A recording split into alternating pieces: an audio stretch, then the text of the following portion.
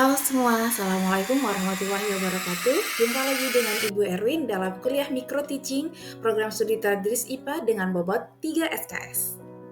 Pada pertemuan kita kali ini, kita akan membahas tentang CPMK yang nomor 3, di mana mahasiswa mampu merancang skenario pembelajaran melalui rencana pelaksanaan pembelajaran atau yang biasa disebut dengan RPP. Nah, sebelum memulai dengan RPP, apa saja sih langkah-langkah dari lesson study? Terus bagaimana ya cara menyusun skenario pembelajaran yang benar? Yuk kita simak baik-baik. Sub CPMK kali ini yang akan kita bahas adalah memahami dari dan menerapkan juga konsep serta melakukan proses plan pada fase lesson study. Wah, apa itu Bu fase plan gitu?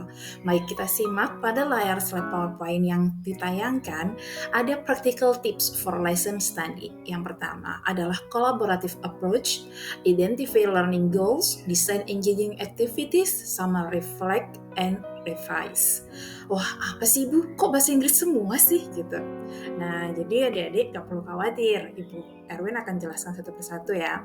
Collaborative approach itu bagaimana adik-adik nanti dengan teman satu kelas adik-adik bersama grup akan membentuk suatu kelompok dan saling berkolaborasi mengemukakan ide, gagasan tentang RPP yang sudah dibuat. Jadi RPP yang adik-adik buat itu akan diidentifikasi bersama-sama dalam satu ruang kelas.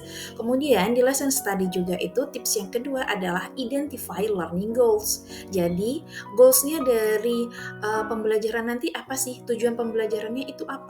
Nah, itu yang akan menjadikan titik berat dari pembahasan adik-adik di fase plan nanti. Nah, jadi apa yang adik-adik tuliskan di RPP nanti, kompetensi apa yang ingin dicapai, serta tujuan yang ingin diharapkan dari pembelajaran, itu yang akan dibahas secara mendalam.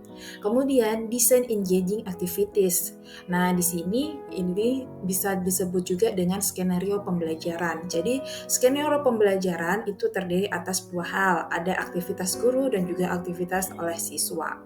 Bagaimana guru dan siswa berinteraksi itu ditentukan oleh model pembelajaran yang sudah adik-adik sekalian susun. Model, metode, strategi, teknik penilaian, juga dengan aktivitas seperti praktikum. Nah, itu semua akan dibicarakan di fase plan dan itu pun juga akan dibahas di lesson study dalam satu rangkaian pembelajaran. Dan yang terakhir adalah reflect and revise, di mana setelah adik-adik melakukan suatu pembelajaran, adik-adik praktek mengajar, maka nanti adik-adik akan melakukan yang namanya refleksi. Refleksi di sini bukan berarti untuk menjustifikasi kekurangan dari guru, tapi kita lebih menitik beratkan apa sih yang bisa kita perbaiki dari proses suatu pembelajaran, apa yang bisa kita tambahkan, lalu apa yang mungkin menurut kita itu tidak perlu dilakukan selama fase atau proses pembelajaran berlangsung. Bu Erwin, bagaimana caranya nih kita melakukan collaborative plan for lesson study? Ya, agar proses lesson plan yang adik-adik lakukan setelah ini itu berjalan dengan efektif. Yang pertama, adik-adik harus secara efektif berkolaborasi dengan temannya. Kolaborasi dengan sesama teman, juga berkolaborasi dengan dosen, itu akan meningkatkan inovasi dalam melakukan lesson study. Yang kedua adalah collective expertise. Jadi semakin banyak sumber belajarnya, semakin banyak media ajar yang digunakan, semakin banyak sumber media atau mungkin informasi-informasi digital yang diperoleh, itu juga akan meningkatkan plan-nya, lesson plan yang adik-adik susun. Yang kemudian ada reflection and feedback. Jadi, reflection and feedback di sini bagaimana ketika adik-adik sudah menyusun lesson plan-nya, RPP-nya sudah jadi, medianya sudah jadi, penilaiannya sudah jadi, rubriknya sudah oke. Nah, kemudian bagaimana nih? Nah, itu didiseminasikan kepada teman-temannya, dikonsultasikan kepada dosen pembimbingnya. Bagaimana ini Bapak atau bagaimana ini Ibu, bagaimana ini rekan-rekan dari pembelajaran yang saya ini, mohon feedback-nya kayak begitu. Jadi, itulah suatu komunitas dari lesson study yang akan membantu proses fase plan yang adik-adik susun saat ini.